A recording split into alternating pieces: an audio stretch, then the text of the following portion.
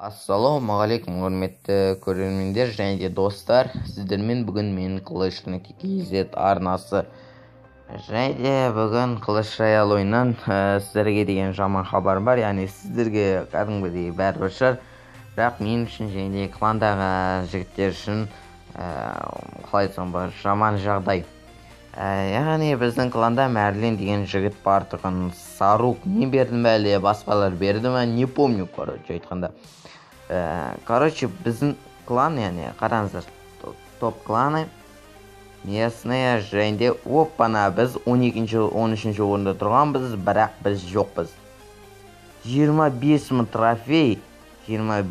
трофей теккен кетті, яғни какой-то бір адам, кәдімгідей қазіргі заманда 21 ғасырда адамның дәрежесі малдың дәрежесіне дейін түсіп кетті, өкінішке орай. Бұл өтірік, ашы болса да шындық әрине. 22 000 трофей қалды, яғни бұл нормальный, 30-інші орын, төтіва нормальный. Біз кәдімгідей топтан жоғалып кеттік, ойлаңыздаршы, 13 000 трофей. Расул деген жігітке алғысым шексіз, маған ВК-дан жазды, Рамза тез кір, мында бір нәрсе болып жатыр деп. Яғни біз 2-2 трофейден болатын, бірақ 2000-ға түсірдік кішкене адам жинау үшін. Яғни ойлаңыздаршы, кланды қараңыздар, Саруко водитель, сіз бүкілі қылды, тек қана Саруко водитель, және де главалар қылды. Нұрасыл, Сәлімхан, Жангелді, сосын Саят, сосын тағы кім бар. Мына жерде Агуэро, Ильяс, сосын болды. Осы қана қалды, ойлаңыздаршы.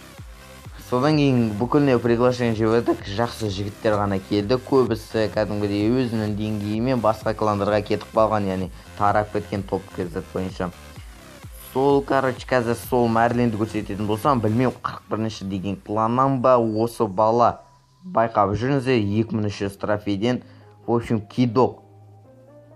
Бұмен біз бір нәрсе демесек де өмір оған көрсетеді деп ойлаймын, себебі жер домалақ. Осымен осы достар, сіздерге хабардан деген әрбір адамға Саруко водитель бермеңіздер, тек қана сеніп тапсырыңыздар, себебі қазіргі адамның дәрежесі малдан да төмен, любой кезде кидайды етіп кетуі мүмкін.